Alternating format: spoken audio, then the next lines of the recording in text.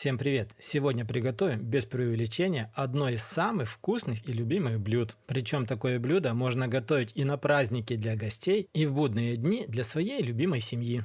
И для начала грибы. У меня сегодня шампиньоны. Стараемся нарезать как можно мельче.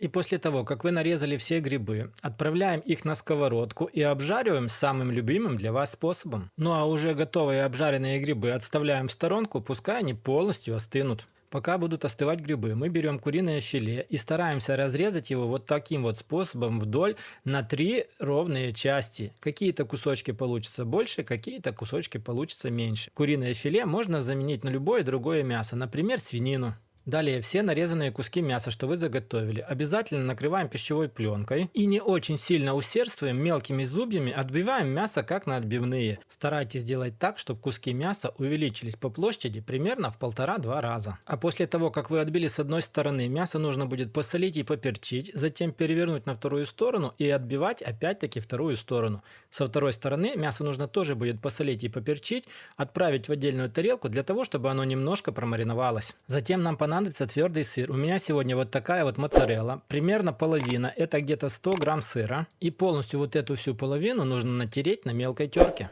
Весь остывший сыр отправляем в тарелку к уже остывшим обжаренным грибам. Грибы и сыр нужно будет немножко перемешать. Далее в эту тарелку добавляем 1 столовую ложку майонеза.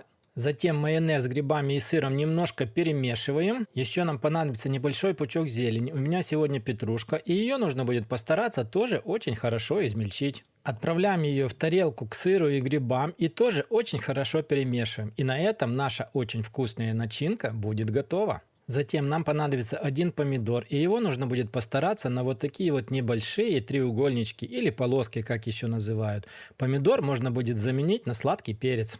Итак, берем 1 кусок мяса, который уже немножко промариновался, укладываем на него начинку и распределяем равномерным слоем полностью по всему куску мяса. Берем по 1 ломтику помидора, укладываем на край, который ближе к вам. Этот край должен быть более широким и стараемся свернуть очень плотный рулет. Все готовые рулетики аккуратно складываем в форму для выпечки. Форма должна быть неразъемная. Ну а далее приготовим очень вкусную заливку. Оставшийся твердый сыр тоже натираем на мелкой терке, полностью весь. В тарелку к сыру нужно вбить 1 куриное яйцо. Также добавить сюда нужно 1 столовую ложку майонеза. Соль и черный молотый перец добавляйте по своему вкусу. Но если у вас сыр будет соленым, соль можно не добавлять. Еще сюда же я добавляю 1,5 чайные ложки французской горчицы в зернах. Ложкой очень хорошо все перемешиваем.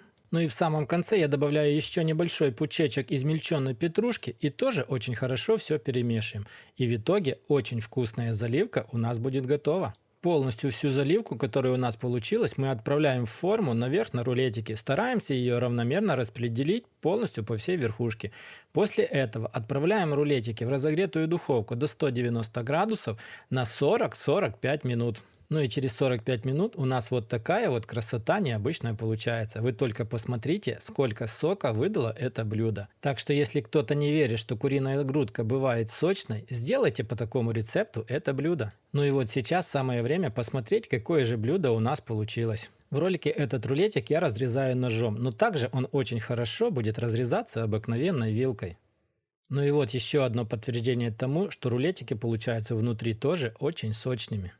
Это блюдо со стопроцентной уверенностью можно подавать не только родным и близким, но и гостям на праздничный стол. Я же в свою очередь скажу, что такое блюдо я бы ел каждый день. Ну что ж, на этом у меня на сегодня все. Если вам понравилось, как обычно, лайк, подписка, колокольчик. Также посмотрите еще один ролик, который будет в конечных аннотациях или в описании под видео. На этом, друзья, у меня на сегодня все. Всем пока, всем до скорой встречи на канале Аппетитная кухня.